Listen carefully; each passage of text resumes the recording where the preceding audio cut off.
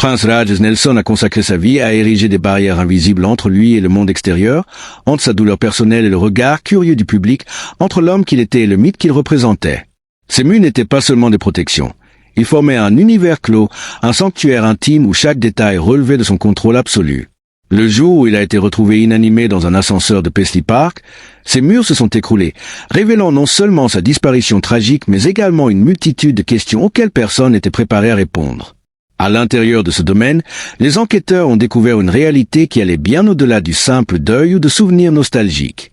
Ce n'était pas une histoire de célébrité ou de vie publique, mais celle de secrets profondément enfouis, de décisions et de pratiques soigneusement dissimulées, et des raisons pour lesquelles tant d'informations ont été maintenues sous scellé. Le silence de Paisley Park ce matin-là marquait la fin d'un monde et le début d'une enquête minutieuse.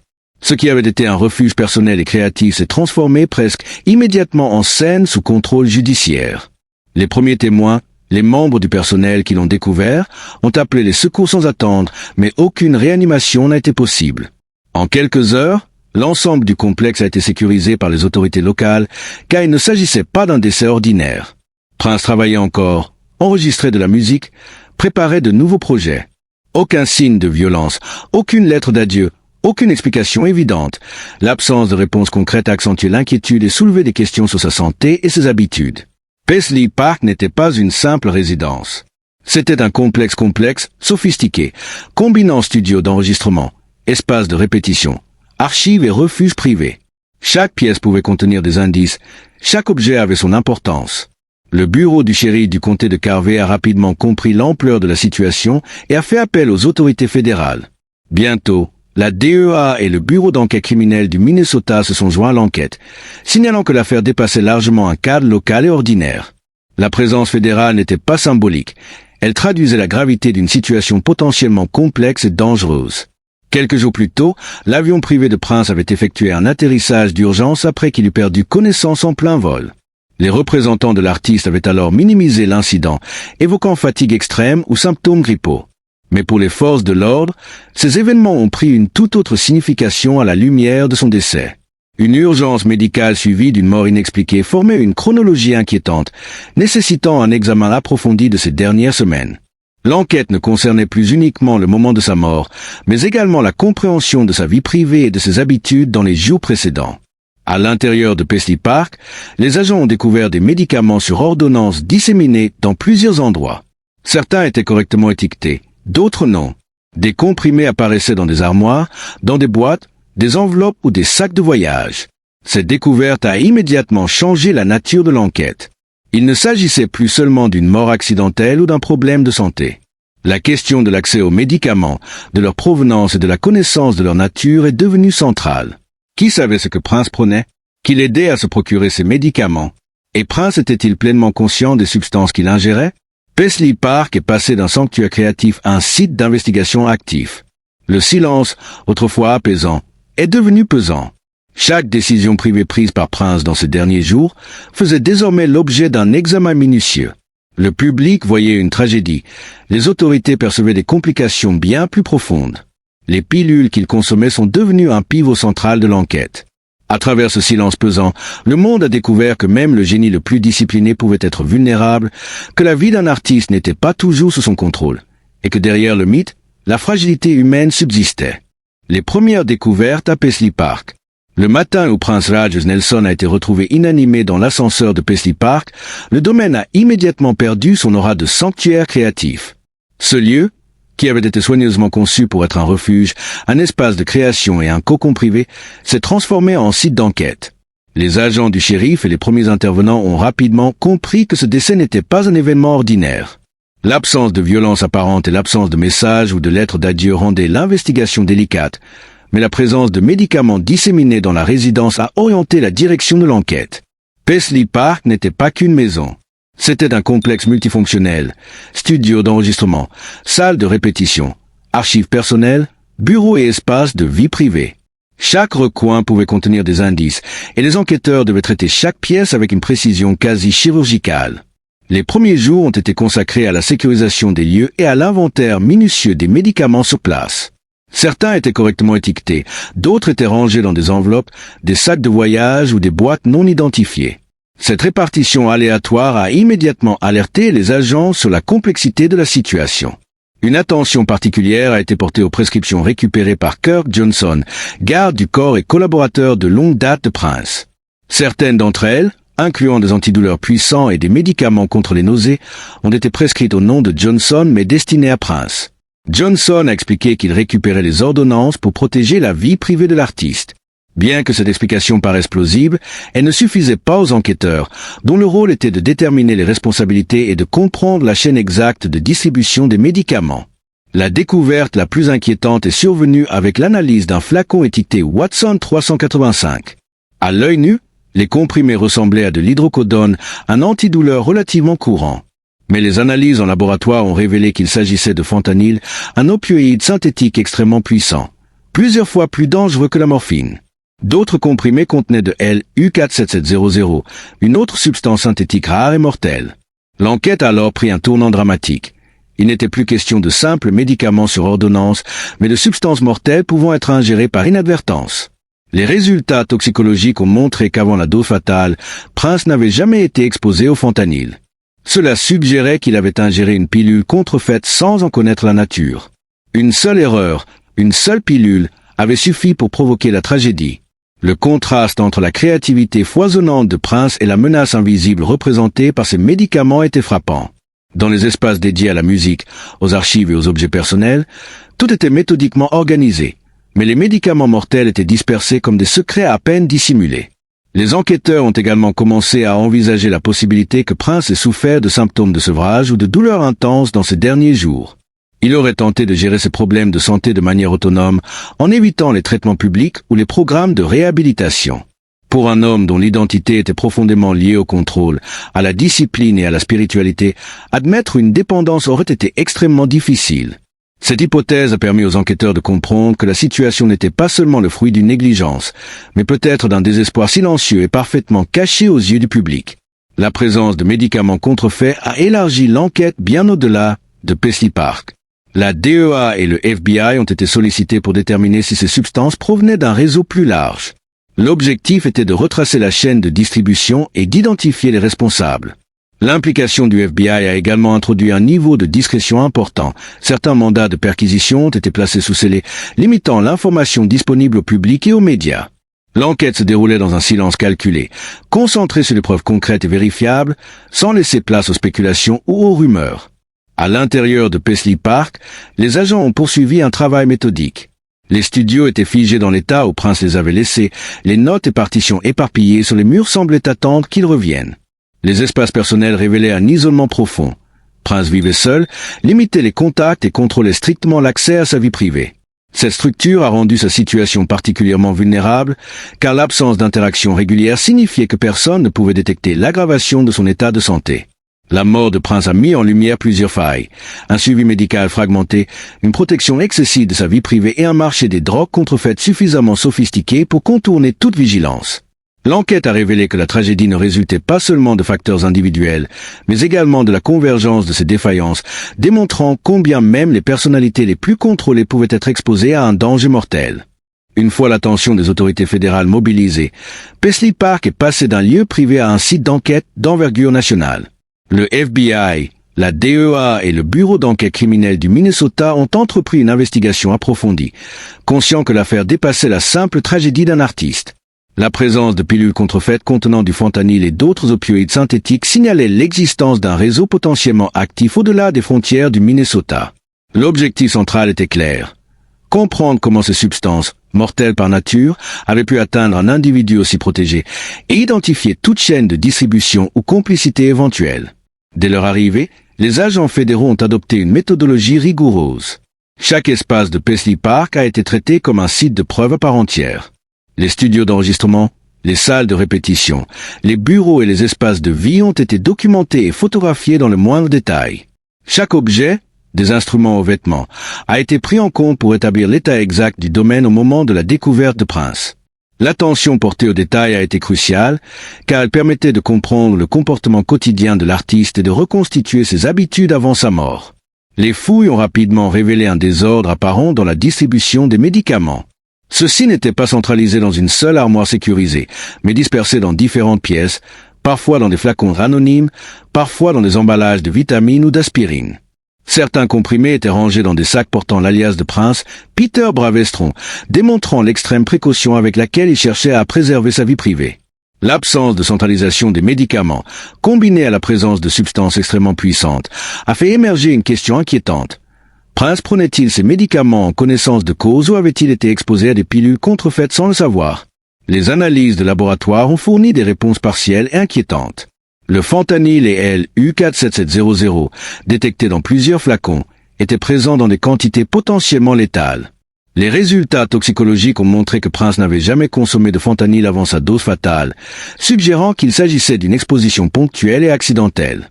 Cette découverte a renforcé l'hypothèse selon laquelle il aurait pu ingérer une pilule contrefaite, incapable de distinguer sa véritable composition. Une seule erreur dans la sélection d'une pilule avait suffi à provoquer la tragédie. Les enquêteurs ont ensuite examiné les personnes proches de Prince, à commencer par Kirk Johnson.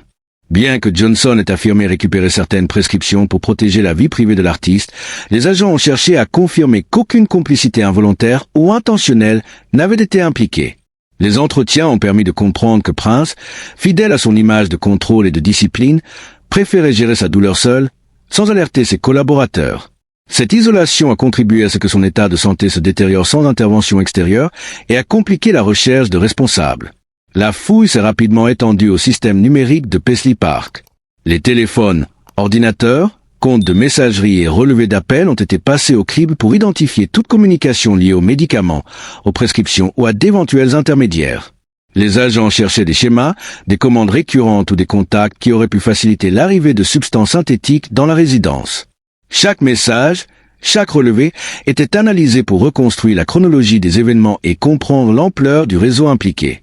Le contraste entre les espaces personnels et professionnels de Prince est devenu un élément clé de l'enquête. Les studios et salles de répétition étaient presque intacts, figés dans le temps, comme si l'artiste pouvait revenir à tout moment. Les notes, instruments et équipements étaient soigneusement placés, reflétant une discipline et une précision extrême. À l'inverse, les zones où les médicaments étaient stockés reflétaient un chaos contrôlé, révélant les tensions entre la préservation de la vie privée et la sécurité personnelle. Ce déséquilibre a permis aux enquêteurs de comprendre comment des substances potentiellement mortelles pouvaient coexister avec un environnement extrêmement organisé et protégé.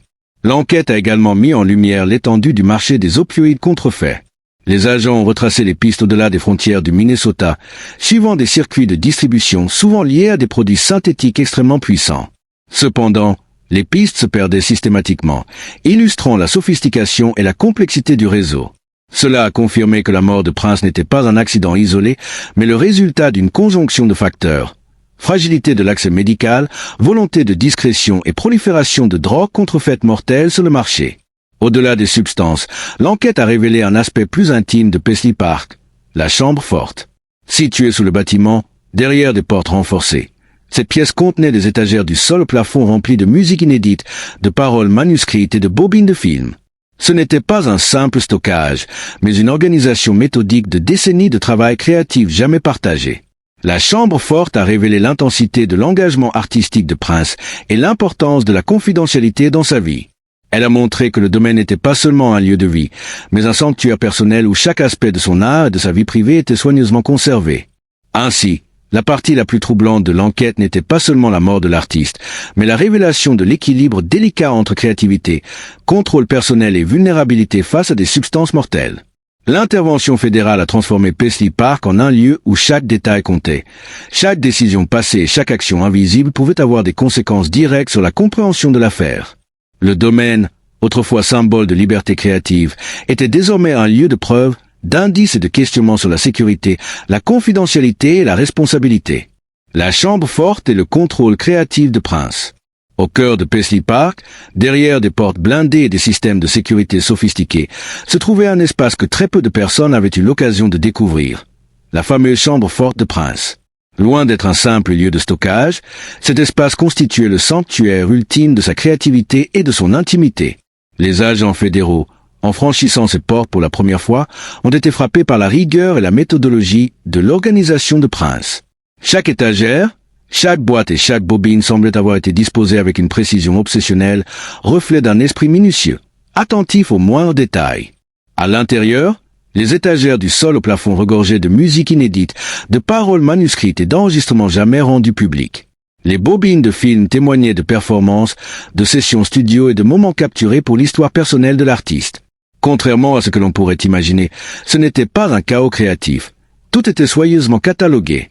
Chaque album, chaque chanson, chaque note avait sa place, indiquant une intention consciente de préserver son art pour l'avenir, mais selon ses propres termes. Les agents ont constaté que ce matériel était conservé de manière à refléter l'évolution de son œuvre sur plusieurs décennies, offrant un aperçu unique de son processus créatif. Cette chambre forte montrait une facette essentielle de Prince, son besoin absolu de contrôle. Dans un monde où il avait souvent été contraint de composer avec l'industrie musicale, les contrats et les pressions médiatiques, Paisley Park représentait son espace inviolable. Là, il décidait de tout, quand enregistrer, quoi partager et comment protéger sa création. La découverte de la chambre forte a révélé que ce contrôle s'étendait bien au-delà de la musique. Les objets personnels, les accessoires de scène et même certains vêtements étaient stockés selon une logique précise, démontrant que chaque aspect de sa vie, public ou privé, était soigneusement calibré. Les agents ont également noté un contraste frappant entre les studios de travail et les espaces de vie. Les studios demeuraient presque intacts, figés dans le temps comme si Prince allait revenir à tout moment. Les instruments étaient soigneusement disposés, les notes manuscrites étaient encore visibles et l'équipement électronique était éteint mais en parfait état. Cette préservation quasi muséale traduisait un respect profond pour son processus artistique et une volonté de laisser une trace exacte de sa présence. En parcourant la chambre forte, les enquêteurs ont découvert des indices sur les méthodes de travail de Prince. Certains dossiers contenaient des notes détaillées sur des projets inachevés, des idées de chansons et des enregistrements expérimentaux. D'autres boîtes renfermaient des collaborations jamais publiées avec des artistes de renom, offrant un aperçu unique de sa capacité à travailler avec des talents variés tout en conservant une identité artistique forte. Ces découvertes ont souligné à quel point Prince considérait sa musique comme un prolongement direct de sa personne, chaque note et chaque arrangement reflétant son contrôle absolu sur son univers. Un autre élément frappant était la coexistence du personnellement intime et du professionnel. Les agents ont trouvé des effets personnels soigneusement placés parmi les œuvres musicales. Des notes manuscrites à caractère privé se mêlaient à des instruments et à des partitions, créant un équilibre entre sa vie intérieure et sa carrière publique. Cette organisation montrait comment Prince avait su fusionner son art et son identité, sans jamais sacrifier l'un pour l'autre. Chaque objet racontait une histoire, mais cette histoire restait protégée de la curiosité extérieure. La chambre forte ne contenait pas seulement de la musique. Des objets symboliques, des costumes sur mesure et des accessoires de scène étaient également conservés avec un soin méticuleux. Chaque vêtement, qu'il s'agisse de costumes de scène ou de tenues plus ordinaires, était classé et étiqueté, souvent avec des annotations personnelles indiquant l'usage prévu ou le projet associé. Cette attention aux détails s'étendait même aux chaussures, disposées par paire et par style, témoignant de l'importance que Prince accordait à chaque aspect de sa présentation et de son image. Enfin, les agents ont découvert l'urne contenant les cendres de Prince. Cette urne, conçue comme une réplique miniature de Paisley Park, reposait discrètement dans le domaine. Contrairement à ce que certains pourraient imaginer, elle n'était ni exposée ni cachée, mais placée avec une intention claire, reflétait l'intimité et le symbolisme de sa vie. Cet objet a offert aux enquêteurs et, plus tard, aux visiteurs, un lien tangible avec l'artiste, un rappel que, malgré sa mort, son univers continuait de vivre dans les lieux qu'il avait façonnés. La chambre forte a ainsi incarné la tension entre l'exposition et la protection, entre la mémoire et le contrôle. Pour Prince, chaque élément stocké représentait une extension de son identité, et le maintien de cet ordre était essentiel à sa perception du monde. Pour les enquêteurs, cette rigueur révélait les défis d'une investigation où chaque découverte devait être interprétée avec prudence. Chaque détail, chaque note, chaque flacon de médicaments pouvait avoir une signification capitale dans la compréhension de sa mort et de son univers. À ce stade, Paisley Park n'était plus seulement un lieu d'enquête, mais un miroir de la vie intérieure de Prince. La chambre forte montrait un artiste qui, malgré sa célébrité mondiale, avait réussi à préserver un espace totalement personnel, inviolable et organisé selon ses règles. La révélation de cette pièce a transformé l'affaire. Elle n'était plus seulement un examen de décès, mais une plongée dans l'esprit d'un génie créatif, un témoignage de la manière dont Prince avait vécu et contrôlé sa vie jusqu'au dernier instant. La mort de Prince Rogers Nelson a laissé derrière elle un vide immense, non seulement dans l'univers musical, mais également dans la conscience culturelle mondiale. Paisley Park, autrefois un sanctuaire privé où l'artiste contrôlait chaque détail de sa vie et de sa création, est devenu le symbole de cette transition brutale, d'un espace clos et intime à un lieu ouvert au public, scruté par des fans des enquêteurs et des experts légaux. Ce basculement illustre à quel point la disparition d'un génie peut transformer non seulement une famille, une communauté ou une industrie, mais aussi le rapport que le monde entretient avec le secret, l'intimité et le contrôle. L'ouverture de Paisley Park au public n'était pas un simple événement touristique. Elle représentait une confrontation avec la mémoire d'un homme qui avait vécu dans le secret et la discipline absolue. Chaque studio figé, chaque partition manuscrite, chaque costume soigneusement disposé était un témoignage silencieux de sa méthodologie, de sa minutie et de son obsession pour le contrôle de son image et de son article. Les visiteurs traversant ces espaces étaient confrontés non seulement à un artiste disparu, mais à une vie organisée avec une précision presque militaire, où chaque choix, chaque objet, chaque note musicale avait été placée intentionnellement pour refléter un univers personnel cohérent et profond. Pour beaucoup, cette expérience est devenue une méditation sur l'équilibre fragile entre la vie privée et l'héritage public. Prince avait bâti Paisley Park pour protéger sa créativité de l'ingérence extérieure, pour créer un refuge où la musique, l'expression artistique et le travail intellectuel pouvaient coexister sans interruption. Mais après sa mort, ce lieu est devenu un point de rencontre entre mémoire intime et curiosité collective. Les visiteurs ont été invités à découvrir ce qu'il avait laissé derrière lui, mais le tout se faisait sous une gestion méticuleuse, encadrée par des fiduciaires et des experts légaux, rappelant que la liberté qu'il avait conçue de son vivant devait désormais composer avec la réalité juridique et culturelle posthume. L'impact culturel de Prince ne peut être sous-estimé. Son influence musicale, son style unique, son audace artistique et sa capacité à transcender les genres ont façonné plusieurs générations. Mais Paisley Park et les révélations autour de sa mort mettent en lumière un autre aspect, moins visible mais tout aussi important. La fragilité humaine derrière le génie. L'enquête sur les médicaments contrefaits, le rôle de son entourage et la complexité de sa santé révèlent un homme vulnérable, un individu qui avait soigneusement isolé ses douleurs et ses défis, parfois jusqu'à la fin. Cette dualité entre puissance publique et fragilité privée définit en partie le mystère et l'aura de Prince. Les leçons tirées de son décès vont au-delà du monde artistique. Elles touchent à des problématiques contemporaines majeures, la crise des opioïdes, la responsabilité médicale, le contrôle de la vie privée à l'ère numérique et la complexité des héritages de célébrités. Prince, malgré sa richesse, sa renommée et sa vigilance constante, n'a pas pu éviter les dangers de l'accès à des substances mortelles. Cela illustre à quel point même les individus les plus protégés et les plus disciplinés peuvent être exposés à des risques systémiques, et combien la fragilité humaine transcende le statut social ou le talent. Sur un plan symbolique, Paisley Park demeure un lieu paradoxal.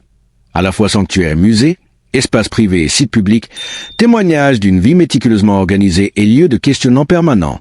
Les choix faits après sa mort, ouverture au public, conservation des espaces intacts, exposition sélective des objets personnels, reflètent la tension entre hommage et contrôle.